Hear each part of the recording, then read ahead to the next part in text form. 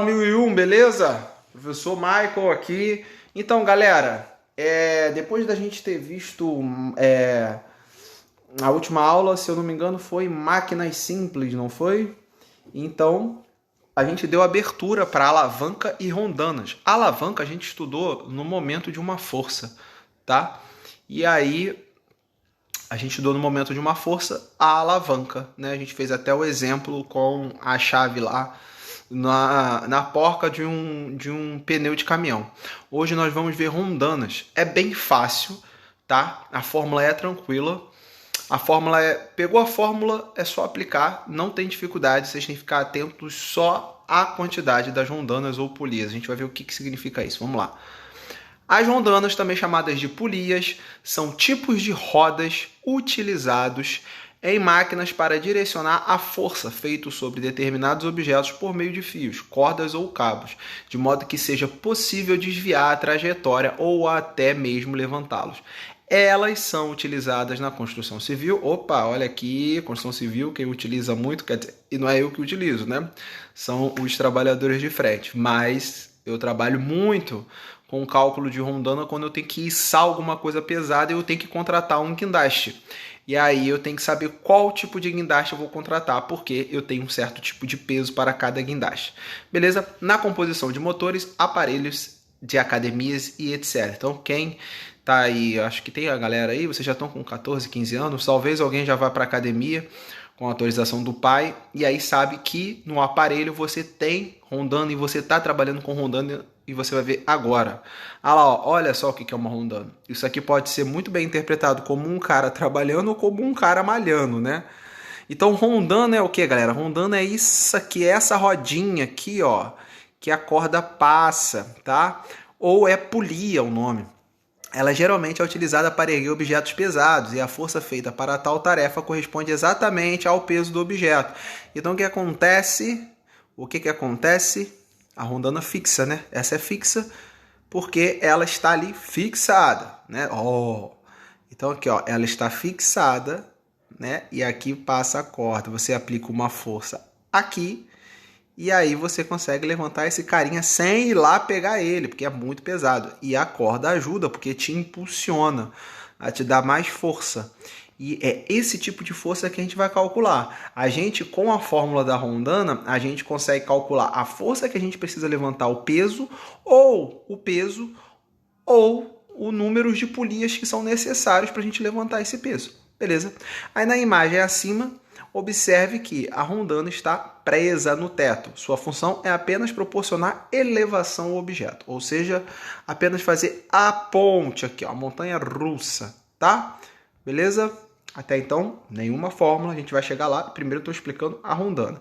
Agora eu tenho rondanas fixas e móveis, atentos aí, tá? Existe uma forma de associar rondanas de modo que a força necessária para elevar determinados objetos seja menor que o peso do referido corpo. A gente viu, galera, que a gente precisa sempre para levantar um peso, uma força maior do que aquele peso, certo?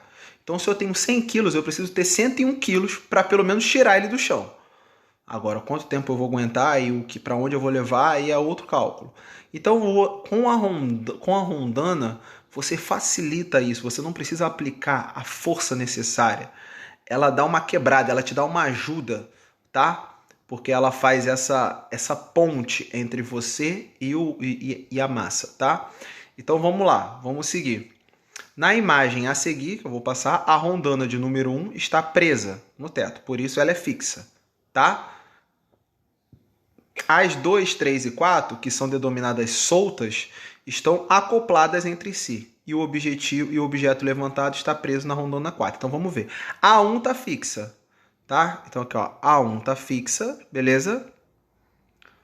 Está fixada aqui e as outras não estão, tá? As outras giram, beleza? Por que isso é importante? Vamos ver. Cada rondana solta reduz a ação da força pela metade. Então, uma rondana corta pela metade. Beleza? É como se eu tivesse duas rondanas ali, uma fixa e uma solta. A solta estaria cortando o peso pela metade, ou seja, se ele tem 100, é 100 dividido por 2, certo? Se é 100 dividido por 2, a força que eu vou fazer é 50. Eu faço a metade da força. Então aqui é um cálculo rápido, mas calma lá que não é só isso, beleza? Então vamos lá. De forma que o esforço necessário para elevar um determinado objeto seja menor. A força-peso do objeto da figura anterior será dividido ao meio pelas ações da polia 2, 3 e 4. Portanto, a força necessária para elevar o objeto será 8 vezes menor que a do seu objeto. É 8 vezes, porque ó, se divide aqui, se divide aqui, se divide aqui, se divide aqui, divide 2, 2, 2, 2. 2 com 2, 4, com 2, 8, com 2, 6, com 2, 8. Só que o cálculo não é esse. Para a gente ter uma matemática exata e perfeita disso, vamos à fórmula. A partir desse raciocínio, concluímos que a força executada para erguer um determinado objeto por meio de um sistema de polias dependerá do número de rondanas soltas. Soltas, as fixas não entram na conta, beleza? Então vamos lá. Como demonstramos? Então aqui, a fórmula é força igual a peso, que é a força-peso. O que é força-peso? Massa vezes gravidade, tá?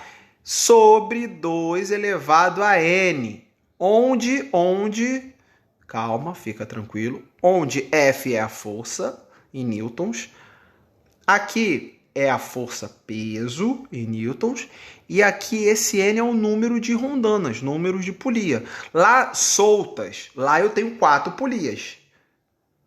4 polias. Uma presa e 3 soltas. Então, quem vai entrar aqui no lugar do meu n? 3. Então, vai ficar 2 elevado ao cubo, que dá 8. Né? 2 vezes 2 vezes 2. Olha como é que bateu.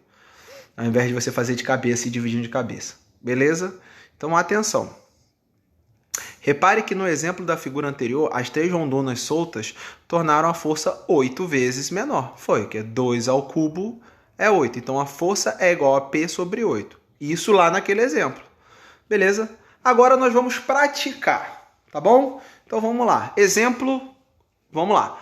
Ainda tomando como referência a imagem anterior, onde existe uma rondana fixa e 3 polias, a gente está pegando como exemplo aquela lá, uma fixa e 3 soltas, tá? Imagine que aquele objeto que a pessoa está erguendo, esse objeto aqui, ó. Esse objeto aqui, imagina que ele tem 160 quilos. Ele tem 160 quilos. Não é peso. Tá? É 160 quilos. O que você vai fazer? Força-peso. Se ele está pendurado, esses 160 quilos você tem que multiplicar pela gravidade.